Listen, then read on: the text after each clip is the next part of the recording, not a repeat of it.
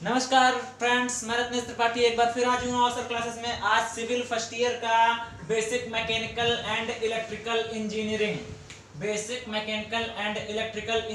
और electrical second year का power plant, ये दोनों जो आज मैं पढ़ाऊंगा कॉमन है दोनों में, इसलिए दोनों के लिए ये क्लास इंपॉर्टेंट है। सिविल फर्स्ट ईयर और power plant electrical second year के लिए बेसिक मैकेनिकल इलेक्ट्रिकल इंजीनियरिंग ये है सिविल फर्स्ट ईयर का, सिविल फर्स्ट ईयर, और पावर प्लांट आपका इलेक्ट्रिकल इंजीनियरिंग सेकेंड ईयर के लिए। ठीक है, ये दोनों क्लासेस आप दोनों के लिए इंपॉर्टेंट है और जो चीजें पढ़ाएंगे वो कॉमन है आप दोनों के लिए। तो आपका इसमें सबसे पहले जो आता है, सबसे पहले बात करते हैं थर्मोडायनामिक्स की। थर्मोडायनामिक्स, ये जो थर्मोडायनामिक्स आप में थोड़ा सा एक चैप्टर के रूप में है, ये थर्मोडायनामिक्स मैकेनिकल में एक पूरा सब्जेक्ट है। ठीक है, इस पे थर्मोडायनामिक्स में आपको बहुत आगे तक पढ़ना होता है। इसमें जो 3 दिन की क्लासेस लगेगी, BMME और पावर प्लांट की मिक्स क्लासेस है, दोनों में आपको ये सिलेबस मिलेगा। उसके बाद इलेक्ट्रिकल इंजीनियरिंग थोड़ा बड़ा पार्ट है और इसमें BMM में वो चीजें नहीं है, तो वो अलग क्लासेस सेपरेट कर दी जाएगी। तो सबसे पहले बात करते हैं थर्मोडायनामिक्स में। थर्मोडायनामिक्स के अंदर हम ऊष्मा और द्रव्यमान के बीच का ऊष्मा और द्रव्यमान, हीट एनर्जी, मास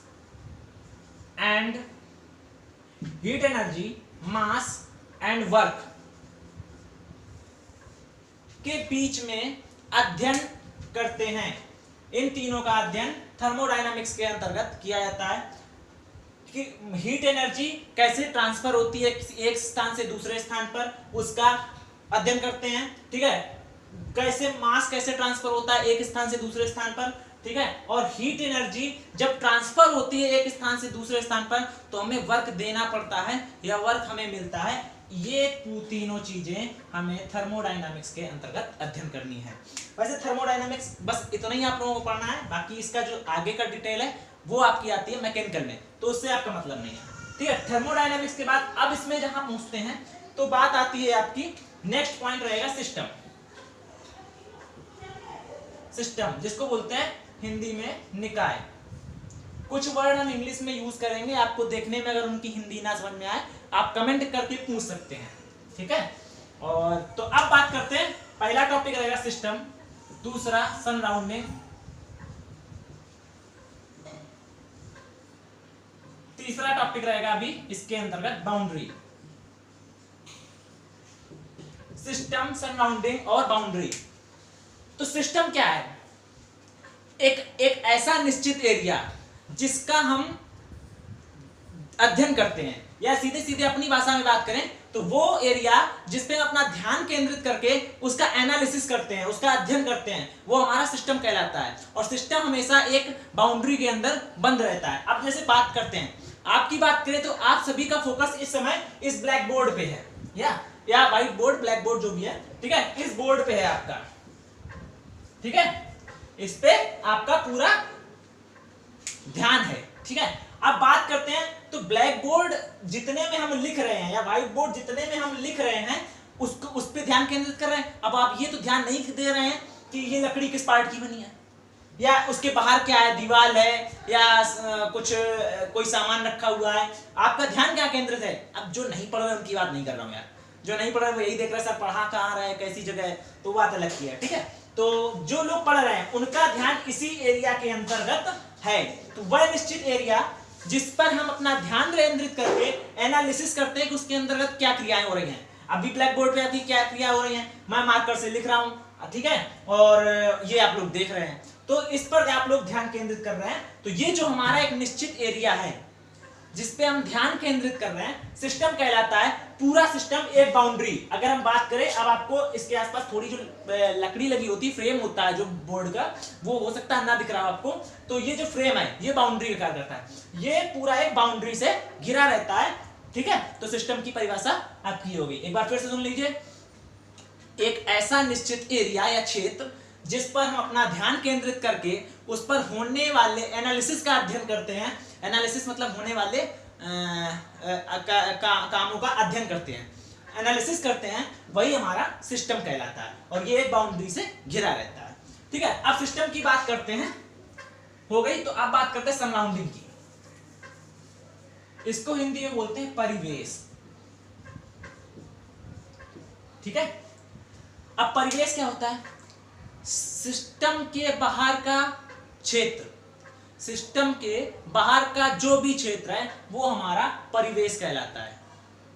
ठीक है, सिस्टम के बाहर का वह क्षेत्र जिसपे हमें कोई मतलब नहीं है अभी, वो सराउंडिंग कहलाता है। ठीक है, तो ये हो गया हमारा सराउंडिंग की बात। अब थर्ड आपकी थी क्या? बाउंड्री। एक ऐसी रेखा, जैसे अब आपको इसमें बताते हैं। ठीक है, एग्जाम्पल के जरिए आपने देखा ये, ठीक है, ध्यान देना।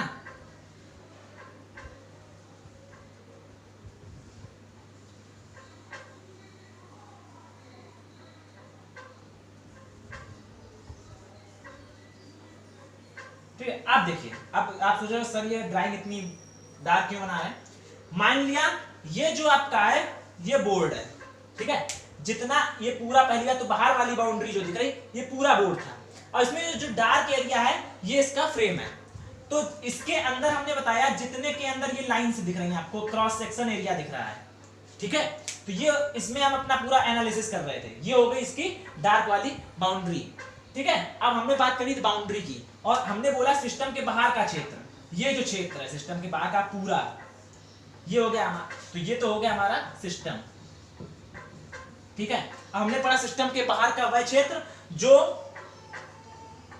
हमें कोई मतलब अध्ययन नहीं करना फिलहाल अभी, वो होता है हमारा सराउंडिंग। सराउंडिंग। ठीक है, अब बात कर रहे थे बाउंड्री की, इसलिए हमें डायग्राम बनाना पड़ा। एक ऐसी सी रेखा, इसको बाउंड्री को हिंदी में बोलते हैं परिसीमा। अब इसका हम एक मतलब और बताएंगे आपको कि परिसीमा क्यों बोला गया। एक ऐसी सीमा जो सिस्टम को चारों ओर से घेरे रखती है और सिस्टम सराउंडिंग को एक दूसरे से अलग करती है। अगर बाउंड्री हटा दें हम ये, ठीक है, ये बाउंड्री हमने हटा दी, ठीक, तो हमारे पास ना कुछ सिस्टम बचा और ना कुछ सराउंडिंग बचा, पूरा एक ही मिल गया, मिक्स हो गया एक दूसरे में, तो कुछ बचा ही नहीं। तो एक ऐसी सीमा जो सिस्टम और सराउंडिंग को एक दूसरे के सेपरेट या अलग अलग करती है, उसे हम परिसीमा के नाम से या बाउंड्री के नाम से जानते हैं। बिना सीमा के ना ही सिस्टम संभव है और ना ही सराउंडिंग संभव है। ठीक है, अब बात करते हैं इसको परिसीमा क्यों बोले? सर बाउंड्री भी तो सीमा होती है। परिसीमा मतलब चारों ओर से। सीमा तो हमने देखो, आपने देखा ये लाइन है और ये लाइन है, हमने इधर लाइन नहीं बनाई, हम इधर कहीं से यहाँ तक जा रहे हैं, लेकिन हमने सीमा बना दी कि यहाँ ऊपर नीचे में इतना रहना, ये होगी सीमा। अगर इसको हम चारों तरफ से डिनोट कर दें, चारों तरफ से हमारा क्षेत्र इतना घिर गया, ठीक है, इतना एरिया जो चारों तरफ से बंद है, तो ये होगी परिसीमा। जो चारों तरफ से है वो हो गई हमारी परिसीमा। तो ऐसी एक सीमा, ठीक है, जो सिस्टम और सराउंडिंग को एक दूसरे से अलग करती है या सेपरेट करती है, वो हमारी परिसीमा या बाउंड्री कहलाती है। बिना बाउंड्री के हमारा सिस्टम और सराउंडिंग कुछ भी संभव नहीं है। ठीक है, इसके बाद एक आता है यूनिवर्स।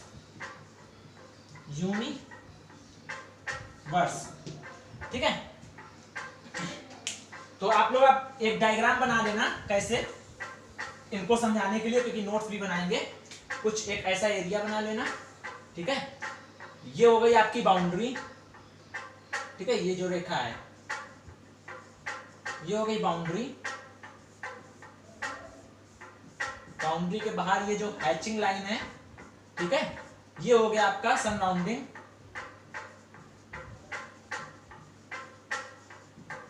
ठीक है, और जो बाउंड्री के अंदर का वो पार्ट है आपका, ठीक है, वो हो गया सिस्टम।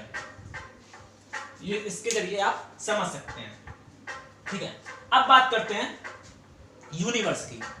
यदि सिस्टम और सराउंडिंग को अलग करने वाली परिसीमा, अलग करने वाली बाउंड्री को हटा दिया जाए, ये था सिस्टम, ये था सराउंडिंग, इनके बीच में एक बाउंड्री है, अगर इस बाउंड्री को हम हटा दें, ठीक है, इस बाउंड्री को अगर हम हटा दें तो जो पूरा एरिया हमें प्राप्त होता है, ना हमारे पास सिस्टम बचा ना सराउंडिंग बचा, तो इसे अब हम कैसे डिफाइन करते हैं, इसे हम डिफाइन कर देते हैं कि ये हमारा ब्रह्मांड या यूनिवर्स है, ठीक है, यूनिवर्स या ब्रह्मांड है। अब नेक्स्ट टॉपिक आपका रहेगा टाइप्स ऑफ बाउंड्री, ठीक है, टाइप्स ऑफ बाउंड्री।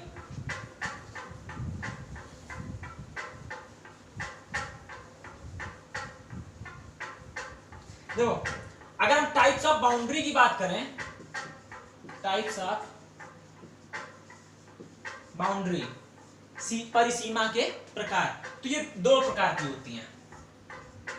पहला रियल, मेनली जो दी जाती है चारों अलग अलग बताई गई हैं, ठीक है, पहला रियल, दूसरा इमेजिनरी,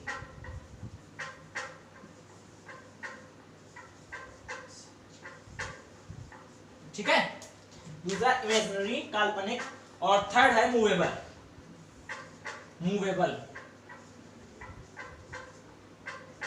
मूवेबल, और फोर्थ जो आती है इसके बाद सेकेंड, थर्ड और फोर्थ, वो होती है स्टैटिक, ठीक है, वो होती है हमारी स्टेटरी, या इसी को स्टेटरी भी बोल देते हैं, स्टेटरी, ठीक है, जो स्टेट मतलब अपनी जगह से हिलती हुई।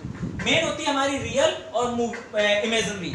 रियल बाउंड्री वो जो हमें दिखती है, हम मानते हैं हाँ एक बाउंड्री है, जैसे अभी हम ब्लैक बोर्ड की बात कर रहे हैं, तो हम बात कर रहे हैं कि इसके बाहर एक ये बाउंड्री हमें दिख रही है, तो ये हमारी हो गई रियल बाउंड्री। रियल बाउंड्री के अंदर दो आ जाती है, एक चल और एक अचल।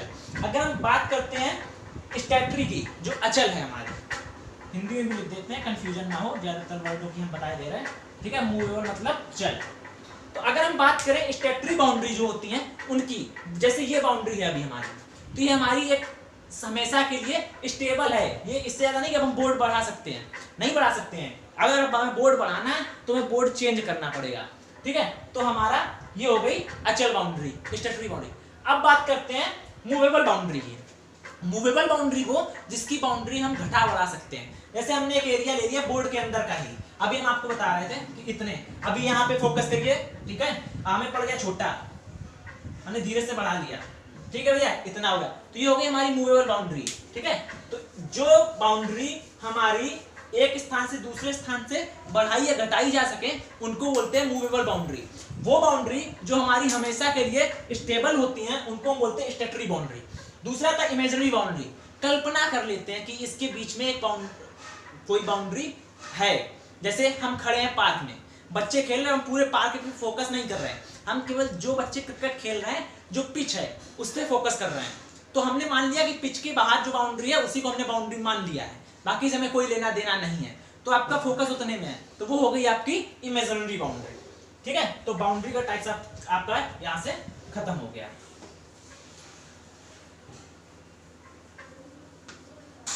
अब हमने पढ़ा सिस्टम, सबसे पहले हमने पढ़ा सिस्टम।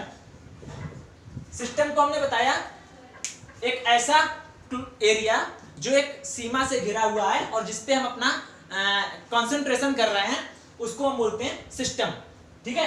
अब सिस्टम की बात करें तो टाइप्स ऑफ सिस्टम पे आते हैं। टाइप्स ऑफ सिस्टम, सिस्टम के प्रकार। टाइप्स ऑफ सिस्टम में सबसे पहला अगर हम बात करते हैं तो आता है क्लोज्ड सिस्टम, ठीक है। चलो इसको सेकंड नंबर देते हैं, पहले पढ़ते हैं ओपन सिस्टम। ओपन सिस्टम जिससे याद करने में आपको आसानी होगी, ठीक है। पहला हो जाएगा ओपन सिस्टम, दूसरा हो जाएगा क्लोज सिस्टम, तीसरा एडियाबैटिक, एडियाबैटिक सिस्टम, ठीक है। इन सिस्टम ये तीन प्रकार होते हैं आपका, या इसी को बोलते हैं आइसोलेटेड, आइसोलेटेड सिस्टम, ठीक है। इसको हिंदी में बोल देते हैं, ओपन मतलब होता है आपका खुला, ठीक है, और क्लोज्ड मतलब बंद, और एडियाबैटिक या उसमें रुद्धोष्म, ठीक है। सिस्टम में निकाय होता है।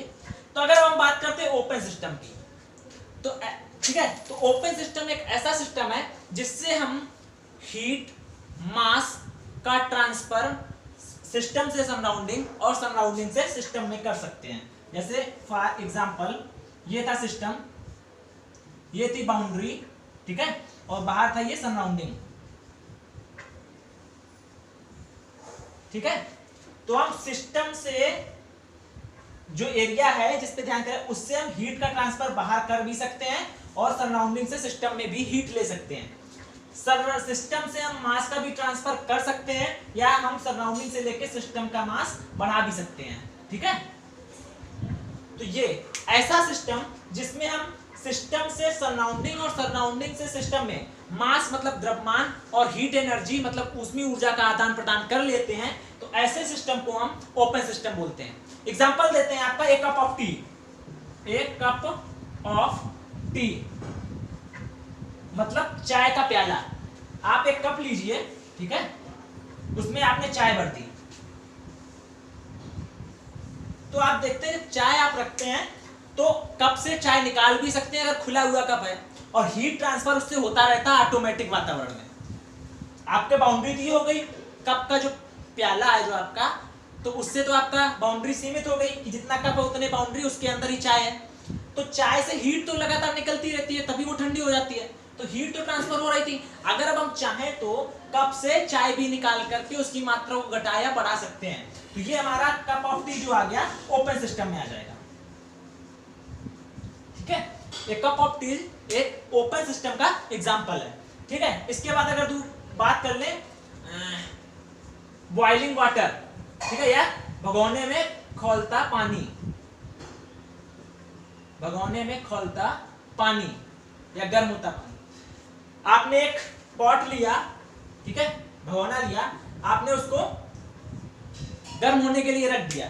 अब हो क्या रहा है, आपने 2 लीटर पानी लिया था, पहले सर्दी थी नहाने के लिए, उसको आपने गर्म कर लिया, अब उससे हीट बाहर जा रही है, ठीक है।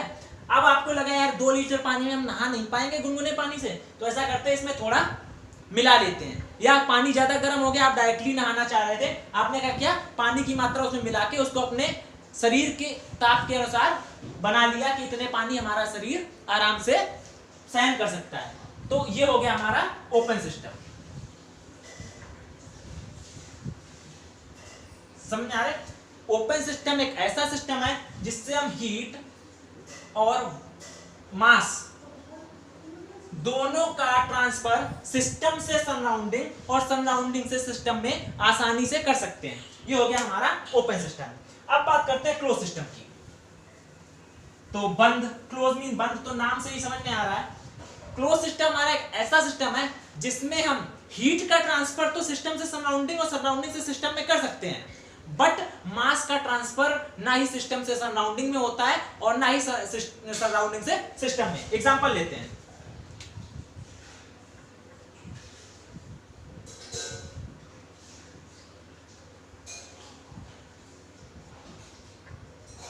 घर में आप लोगों ने कुकर देखा होगा, ठीक है। आपने कुकर में 1 किलो आलू उबालने के लिए रख दिए और कुकर का ढक्कन बंद कर दिया है, नीचे से आपने हीट देना। अब हमने देखा सिस्टम हमारा क्या है, कुकर, ठीक है, सिस्टम हमारा हो गया प्रेशर कुकर, ठीक है, प्रेशर कुकर। अब हमने क्या करते हैं, इसको रख दिया हमने चूल्हे पे या गैस पे, तो बाउंड्री के बाहर है हमारी गैस और हम ये आ रहा है हमारे सराउंडिंग में, तो सराउंडिंग से हम हीट तो अंदर भेज रहे हैं। तो हमने क्या बोला, सिस्टम से सराउंडिंग में और सराउंडिंग से सिस्टम में हीट का ट्रांसफर होता है। तो अभी हमने ये तो देख लिया, सिस्टम से सराउंडिंग से सिस्टम में हीट जा रही है। अब जब आलू आपका उबल जाता है, बॉयल हो जाता है, तो कुकर में सीटी आती है, ठीक है। जब सीटी आती है तो उससे कुछ ना कुछ जो आपकी वाष्प होती है वो बाहर निकलती है। तो हुआ क्या, यहां से हीट एनर्जी बाहर निकली, तो अब सिस्टम से सराउंडिंग में भी ट्रांसफर हो गई। तो मतलब सिस्टम से सराउंडिंग में हीट का ट्रांसफर और सराउंडिंग से सिस्टम में हीट का ट्रांसफर होता है। बट हमने इसके अंदर 2 किलो आलू रखे थे, अब जब 2 किलो आलू बॉयल हो जाएंगे तभी हम इसको खोलेंगे, उसके पहले हम नहीं खोल सकते हैं। तो ये हमारा हो गया क्लोज सिस्टम, इसमें हम मास का ट्रांसफर नहीं कर सकते हैं। ठीक है। तो क्लोज सिस्टम हमारा एक ऐसा सिस्टम है जिसमें हम सराउंडिंग से सिस्टम में, सिस्टम से सराउंडिंग में हीट का ट्रांसफर तो कर लेते हैं परंतु मास का ट्रांसफर नहीं होता है। ऐसा सिस्टम हमारा क्लोज्ड सिस्टम के अंतर्गत आता है। ठीक, एग्जांपल इसका भी समझ में आ गया। अब थर्ड है हमारा आइसोलेटेड सिस्टम या एडियाबैटिक सिस्टम। आइसोलेटेड सिस्टम क्या होता है? ऐसा सिस्टम जिससे ना तो मास का ट्रांसफर मतलब द्रव्यमान का ट्रांसफर भी नहीं होता है और हीट एनर्जी का ट्रांसफर भी नहीं होता है, ना तो सिस्टम से सराउंडिंग और ना सराउंडिंग से सिस्टम। ऐसा सिस्टम जिससे ना तो सिस्टम से सराउंडिंग में ना तो सराउंडिंग से सिस्टम से हीट और मास का ट्रांसफर बिल्कुल भी नहीं होता है। कोई भी चीज आइडियल नहीं होती है, हल्का फुल्का 0.001% हो भी सकता है। जैसे अब बात करते हैं, आपने देखा कुछ स्टील के थर्मस आते हैं, स्टील के भी आते हैं, प्लास्टिक के भी आते हैं, जिनमें आपने पानी भर लो तो ठंडा का ठंडा बना रहता है, गर्म पानी भरो तो गर्म बना रहता है एक निश्चित समय तक। ये नहीं बहुत आज रखा था 4 दिन बाद देख रहे हैं पानी ठंडा है गर्म है, ठीक है, या गर्म है तो ठंडा तो नहीं हुआ। तो वो थर्मस जो होता है वो होता है हमारा आइसोलेटेड थर्मस। उसके बीच में हम लोग एक ऐसी परत या ऐसे रुद्धोष्म एडियाबैटिक पदार्थ भरते हैं जो हीट को बाहर आने जाने से रोकते हैं। अब हमने 2 लीटर की बॉटल ले ली, ठीक है, उसमें हमने फ्रिज से निकाल के पानी भर दिया, ठंडा है, अब हमने इस बॉटल को बंद कर दिया। तो जब तक बंद है बॉटल तो हमारा ना तो हीट बाहर आ रही है और ना ही मास ट्रांसफर हो रहा है, ना ही मास ट्रांसफर हो रहा है सिस्टम से सराउंडिंग में और ना ही हीट ट्रांसफर हो रही है सराउंडिंग से सिस्टम में। ये हमारा हो गया सिस्टम, ये हो गया सराउंडिंग। तो इस प्रकार ऐसे सिस्टम जिससे ना तो हीट का ट्रांसफर होता है ना ही मास का ट्रांसफर होता है सिस्टम से सराउंडिंग में, तो ऐसे सिस्टम को हम आइसोबैटिक एडियाबैटिक या आइसोलेटेड सिस्टम कहते हैं। ठीक है, एक बार मैं और बता दे रहा हूं लिख के, आप लोग नोट्स जरूर बनाते रहिएगा। पहले था सबसे ओपन सिस्टम, इसमें हीट का भी ट्रांसफर होता है और मास का भी ट्रांसफर होता है, किससे? सिस्टम से सराउंडिंग, ठीक है, और सराउंडिंग से सिस्टम, ऐसे, ठीक है, समझ में आ रहा है? इससे मतलब ट्रांसफर हो रहा है। दूसरा था हमारा क्लोज्ड सिस्टम। हमने बताया ऐसे सिस्टम में हीट का ट्रांसफर तो होता है बट मास का ट्रांसफर नहीं होता है।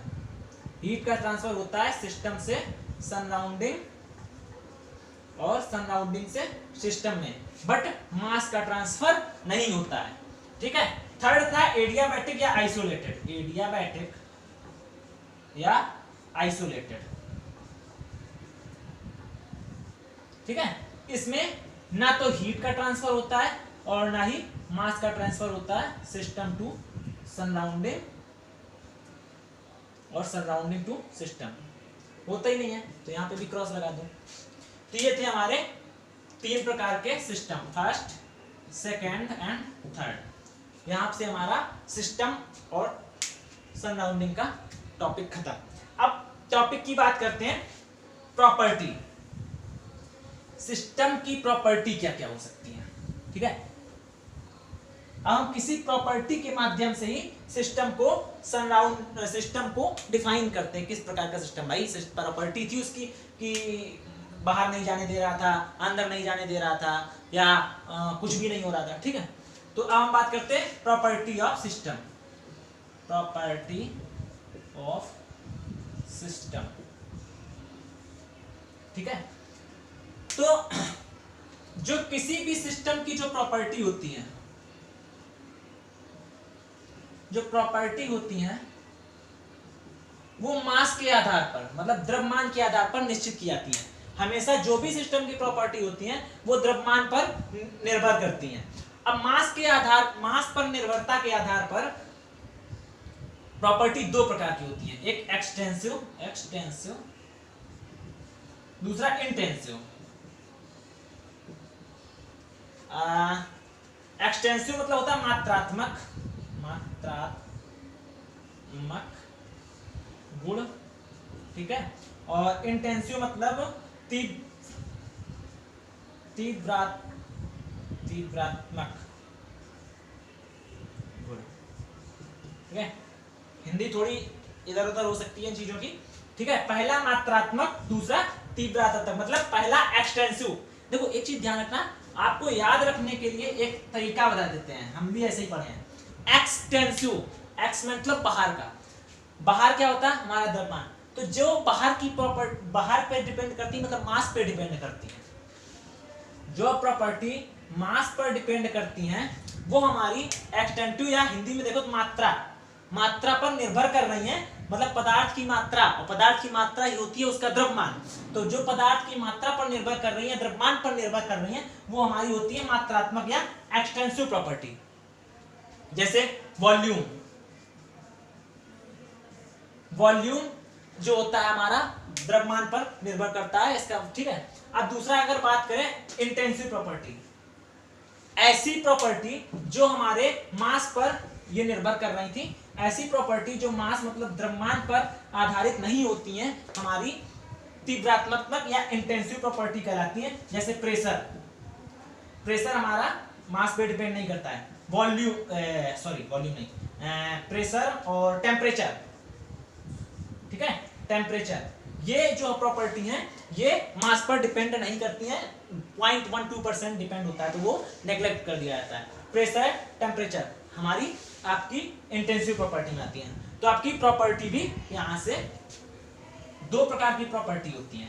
पहली एक्सटेंसिव प्रॉपर्टी, मतलब जो मात्रा पर या पदार्थ के द्रव्यमान पर निर्भर करती हैं, एक्सटेंसिव प्रॉपर्टी कहलाती है। दूसरी इंटेंसिव प्रॉपर्टी, तीव्रात्मक प्रॉपर्टी, वे प्रॉपर्टी जो पदार्थ के द्रव्यमान पर निर्भर नहीं करती हैं, वो हमारी इंटेंसिव प्रॉपर्टी कहलाती है।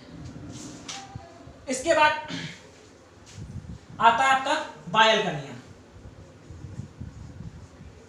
बॉयल्स लॉ, ठीक है। इसके बाद तीन टॉपिक रहेंगे, boils law, Charles law,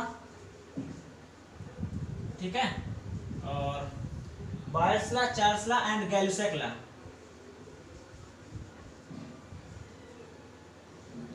गैलुसैक,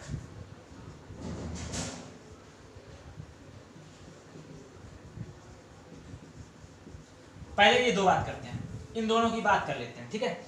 Charles law और बॉयल्स लॉ, ई नहीं होता यहाँ पे, बॉयल्स और BOYLS, बॉयल्स लॉ और चार्ल्स लॉ, ठीक है, L यहाँ ई होता है, बॉयल्स लॉ और चार्ल्स लॉ। बॉयल्स लॉ का जो हम देखते हैं वो होता है P directly proportional to 1/V, या P व्युत्क्रमानुपाती होता है। इसमें बात क्या करते हैं, यदि हम एक निश्चित मात्रा को तापमान स्टैटिक कर दें, मतलब तापमान ना घटाए ना बढ़ाए, कांस्टेंट कर दें, यदि किसी पदार्थ के टेम्परेचर को समान रखा जाए तो उसका प्रेशर उसके वॉल्यूम के व्युत्क्रमानुपाती या इनवर्सली प्रोपोर्शनल टू होता है।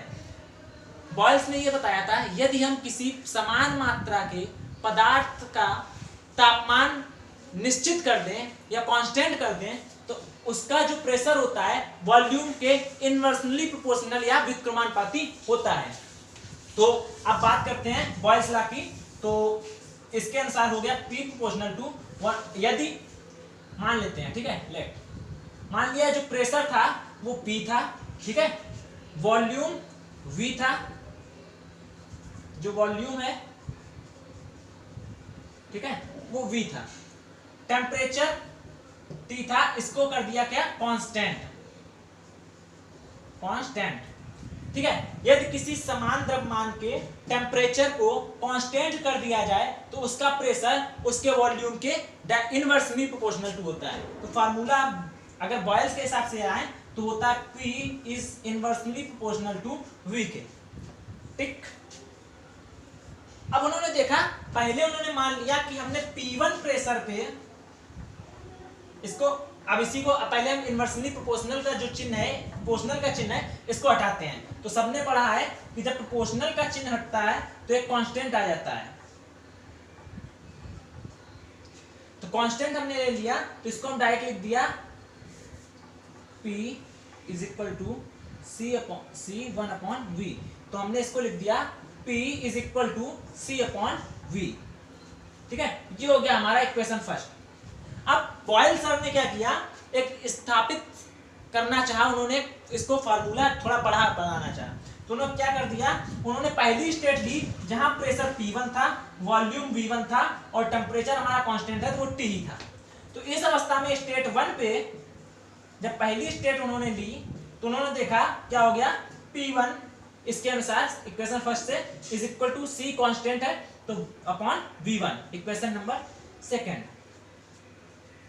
ठीक है, अब थर्ड उन्होंने ले लिया कि सेकंड कंडीशन उन्होंने ले ली, स्टेट सेकंड की अगर बात कर लें, उन्होंने ऐसे ले लिया जहां पर प्रेशर P2 था, वॉल्यूम V2 था और टेम्परेचर हमारा कांस्टेंट रखा था तो वो T था। तब इस समय हमारा जो रिलेशन बन रहा था वो था P2 is equal to C upon V2। ये हो गई इक्वेशन। अब इसी को और थोड़ा आगे बढ़ा देते हैं इक्वेशन सेकंड को, तो P1 अगर V1 को इधर ले आए इक्वल टू C के, ये हो गई इक्वेशन थर्ड। अगर हम अब इसको बढ़ा दें आगे तो हो गया P2 V2 is equal to C, equation fourth. अब इक्वेशन थर्ड और फोर्थ को अगर कंपेयर करें तो P1 V1 equal to C है और P2 V2 equal to C है। जब ये दोनों इसके बराबर है तो ये दोनों एक दूसरे के भी बराबर होंगे, तो हमने ले लिया P1 V1 equal to P2 V2। पहला फार्मूला इनका ये बना जो न्यूमेरिकल के लिए काम देता है। ठीक है, अगर दूसरा इसको P1 और V1 के फॉर्म में डायरेक्टली बनाना चाहे एक दूसरे के तो हो गया P1 upon P2 is equal to V2 upon V1। देखो P1 यहाँ था, इधर लाए, P2 नीचे आ गया, V1 को उधर ले गए तो ये हो गया। ये दो फार्मूले हैं जो आपको न्यूमेरिकल में काम देंगे। ये था बॉयल्स लॉ।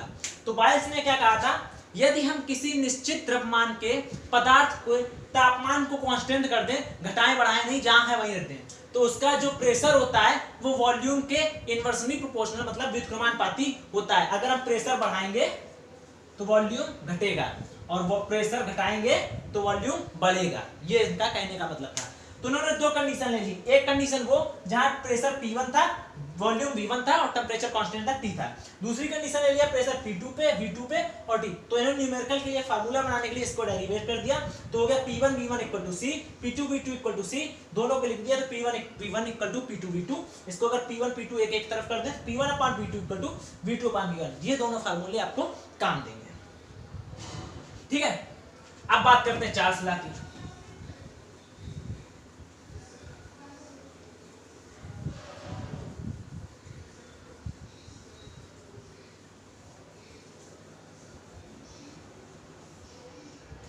ठीक है, अब बात करते हैं Charles law. Charles law, Charles ने क्या कहा था, यदि हम समान द्रव्यमान के पदार्थ का प्रेशर कांस्टेंट कर दें, यदि हम समान पदार्थ के द्रव्यमान का प्रेशर कांस्टेंट कर दें तो उसका जो वॉल्यूम होता है वो डायरेक्टली प्रोपोर्शनल टू टेम्परेचर के होता है। यदि हम वॉल्यूम को बढ़ाएंगे तो टेम्परेचर बढ़ेगा, यदि हम वॉल्यूम को घटाएंगे तो टेम्परेचर भी घटेगा। ये उनका कहना था चार्ल्स का। तो चार्ल्स ने इसको प्रूव करने के लिए एक स्टेट ली। पहले इसको अगर हम लिख दें V1 directly proportional to T के, तो अगर हम इसको सीधे फॉर्म में लिखें, प्रोपोर्शनल का चिन्ह हटाते हैं यहां से, ठीक है, तो V इज CT, हम C को एक तरफ कर देते हैं तो V upon T is equal to C। Equation first जब स्टेट उन्होंने फर्स्ट ली तो उन्होंने क्या लिया, जहां वॉल्यूम V1 था, टेम्परेचर T1 था और प्रेशर P था क्योंकि कांस्टेंट है। ठीक है, इस अवस्था में जो उनका इक्वेशन बन रही थी वो थी इसके अनुसार V1 upon T1 is equal to C के। ये हो गई हमारी इक्वेशन सेकेंड। अब उन्होंने स्टेट 2 ले ली, अवस्था दूसरी ली, जब टेम्परेचर बढ़कर T2 हो गया और वॉल्यूम बढ़कर V2 हो गया और प्रेशर हम कांस्टेंट रखे हुए हैं तो कोई फर्क पड़ना नहीं प्रेशर पे। ठीक है, तो उनकी जो इक्वेशन बन रही थी दूसरी वाली तो बन गई V2 upon T2 is equal to C। ये हमारे पास आ गई थर्ड इक्वेशन। अब दोनों इक्वेशन को कंपेयर करें तो जब ये इसके C के इक्वल है, कांस्टेंट के इक्वल है, ये भी कांस्टेंट के इक्वल है, तो ये दोनों भी इक्वल हो जाएंगी। तो from equation first and second from second and third, ठीक है, सेकंड एंड थर्ड। तो सेकंड क्या थी, v1 upon t1 is equal to third पे v2 upon t2 is equal to c। तो वैसे तो यही फार्मूला बन गया, ठीक है, ये फार्मूला बन गया। अब इन्होंने भी कहा चलो ऐसा करो, v1 को एक तरफ कर लो पूरा और v2 को एक तरफ कर लो, तो इन्होंने भी एक दूसरा फार्मूला बना लिया एग्जाम आपके जो न्यूमेरिकल रहेगा उनके लिए। तो v1 v2 को एक तरफ ले आए तो हो गया v1 अपॉन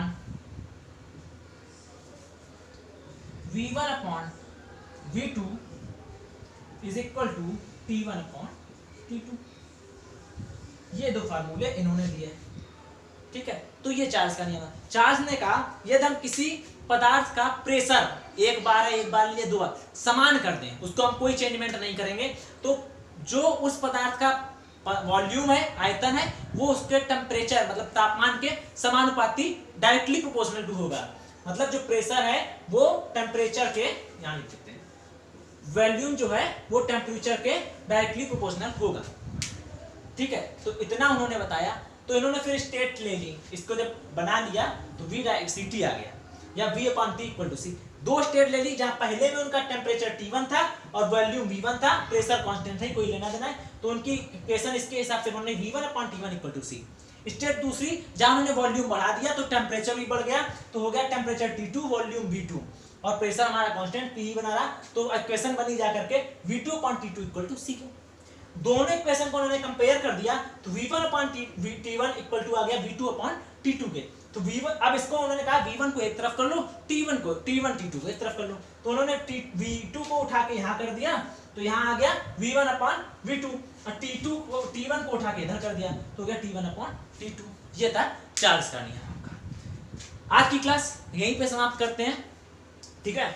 और आप लोग ज्यादा से ज्यादा क्लास को अपने स्टूडेंट्स या क्लासमेट्स के साथ शेयर करें, अदर पे भी शेयर करें, जो बच्चे आपको जानते हो पॉलिटेक्निक कर रहे हो तो उनको भी इसमें काफ़ी हेल्प मिलेगी, क्योंकि कहीं भी आपको पॉलिटेक्निक की क्लासेस कहीं भी नहीं मिलेंगी कि पूरा सब्जेक्ट वाइज क्लासेस चल रही हो, ना यूट्यूब पे ना आपको किसी भी साइट पर कहीं भी पॉलिटेक्निक की क्लासेस नहीं मिलेंगी। आपको पॉलिटेक्निक क्लास अभी केवल मैं ही लेना शुरू किया, मैंने देखा कोई नहीं ले रहा है और बच्चे परेशान हैं। सेमेस्टर बीटीयूपी का बोर्ड का कोई पता नहीं रहता है, कब स्टार्ट कर दे कब खत्म कर दे, रिजल्ट भी काफ़ी बच्चों का फंस जाता है बीच बीच में, तो बीटीयूपी बोर्ड का कोई भरोसा नहीं। तो मैंने आप लोगों की हेल्प के लिए ये चालू किया, तो आप लोग पढ़ते रहिए, नोट्स बनाते रहिए। यहाँ तक का थोड़ी छोटी क्लास ली है आज, क्योंकि फर्स्ट टाइप था, और आज की क्लास सिविल फर्स्ट ईयर के BMME की और power plants electrical second year दोनों के लिए कॉमन है। ये सारे टॉपिक उन दोनों में हैं। अगर आपको लगता है नहीं टॉपिक है आप तो कमेंट कर देना। थैंक यू वेरी मच, कल फिर मिलेंगे।